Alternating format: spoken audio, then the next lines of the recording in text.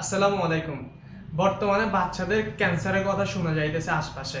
এখন কথা হচ্ছে বাচ্চাদের কেন ক্যান্সার হয়? তারা তো বাচ্চা। কেন হয় জানেন? দোষ তো মা বাবার। বাচ্চাদের শাস্তি পাওয়া থেকে মা বাবাকে শাস্তি দেন না। মা বাবার দোষ তো আসলে মা বাবার দোষ। কেন বলতেছি?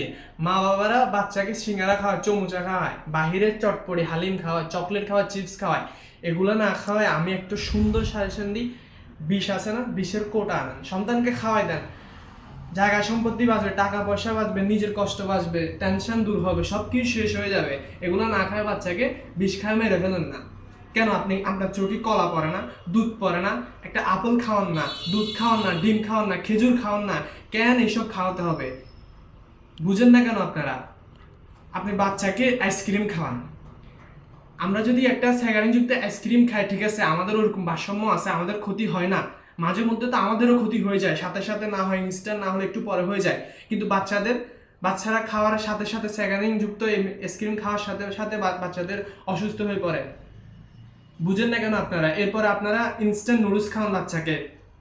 কি মনে করেন এই নুডলসটা বাচ্চাদের জন্য একেবারে সুষম খাদ্যের মতো ভালো একটি খাদ্য?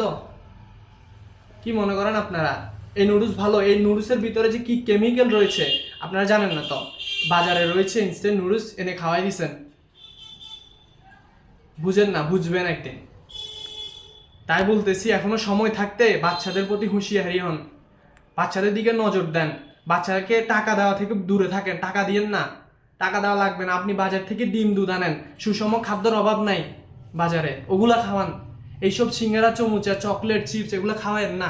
বাচ্চাকে এই বয়সে ক্যান্সারের দিকে, লিভারের দিকে, হার্টের দিকে ঝুঁকিপূর্ণভাবে নিয়েন না। আপনার অনুরোধ রইল মা বাবার প্রতি, মা বাবার একটু সচেতন হন। সন্তানকে আপনারা ছোটবেলা থেকে সন্তান যা আবদার করে, সন্তান চিপস খাইতে চাইছে, জুস খাইতে চাইতে আপনি দিয়ে দিচ্ছেন।